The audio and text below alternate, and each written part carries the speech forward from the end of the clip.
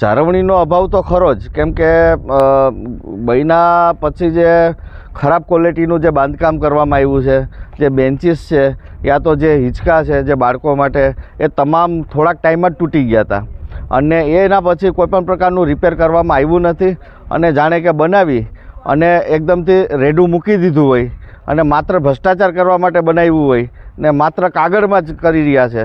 અને આ લોકોએ સાહેબ વેરાવળ નગરપાલિકા સત્તાધીશો જે ગામના અને શહેરના લોકો જાણે છે કે માત્ર ભ્રષ્ટાચાર ભ્રષ્ટાચાર અને ભ્રષ્ટાચાર જ કરી રહ્યા છે.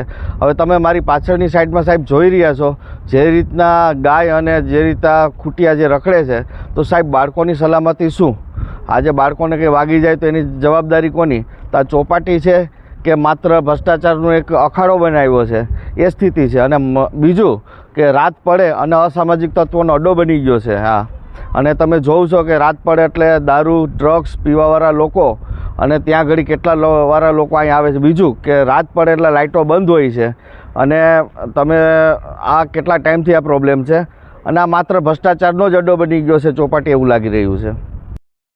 પહેલાં ટુરિઝમના હસ્તક કામ થતું ત્યારે બહુ સારું કામગીરી હતી અને જ્યારથી નગરપાલિકા હસ્તક આવી ગયું છે ત્યારે માત્ર ભ્રષ્ટાચાર જ થાય છે એવું દેખાય છે કે કરોડ રૂપિયા આપવા છતાંય કંઈ કામગીરી નથી.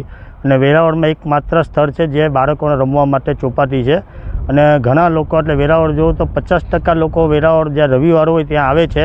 અહીં સાફ સફાઈનો અભાવ છે અને રાત્રે 10-11 વાગ્યા પછી લાઇટો બંધ થઈ જાય છે.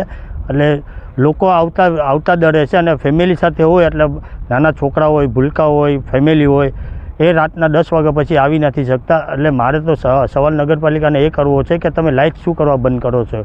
કાં તો તમે પૈસા નથી ભરતા કે તમે જાણી જોઈને લાઇટ બંધ કરો છો. અને બીજી વસ્તુ કે કરોડ રૂપિયાનો ફંડ આવે છે જે ચોપાટી માટે વાપરવા માટે હોય છે, તો એ ફંડ ક્યાં જાય છે? એ માત્ર ભ્રષ્ટાચાર થાય છે કે તમે બીજી બાજુ કંઈ નાખો છો?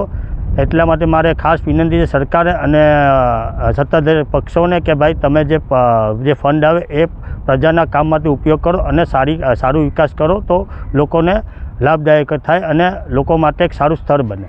ચોપાટી ફેઝ 1નું કામ 2016માં શરૂ કરવામાં આવ્યું છે, જેનો અંદાજિત 10 કરોડના ખર્ચે ચોપાટી ફેઝ 1ની કામગીરી કરવામાં આવી.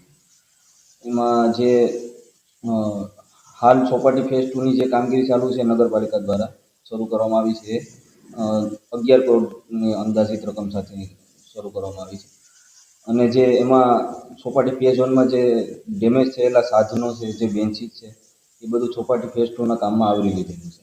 અને આ કામ અંદાજે સમય મર્યાદા 1 વર્ષની છે, એટલે 1 વર્ષમાં પૂર્ણ થઈ જશે.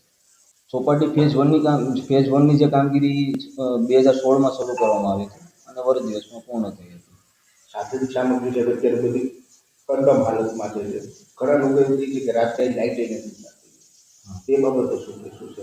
તેના માટે કોઈ વ્યવસ્થા અમારે તેમાં સ્ટ્રીટ લાઇટનું ને એ બધું પ્રોવિઝન, હાઈમાસ્ટ ટાવરનું પ્રોવિઝન આ ચોપાટી ફેઝ 2ની કામગીરીમાં લીધેલું છે, એટલે જે કામગીરી હાલ ચાલુ છે.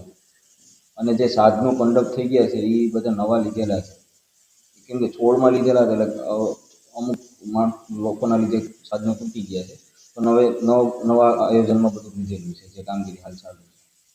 જે ફેઝ 1માં જે સાધન કામગીરી કરી હતી જે અત્યારે કંડમ થઈ ગયા છે, એ દરિયો બાજુમાં હોવાથી એ લોખંડના મટીરિયલ છે, એટલે એને ક્ષાર અને એના કારણે એનું ખરાબ નુકસાન થયેલ છે. હવે જે અમે ફેઝ 2માં જે કામગીરી કરી રહ્યા છીએ એમાં અમે મટીરિયલ બદલાવી નાખ્યું છે અને જે ટૂંકમાં દરિયાને લીધે એને નુકસાન ન થાય એ પ્રકારનું મટીરિયલ વાપરીએ.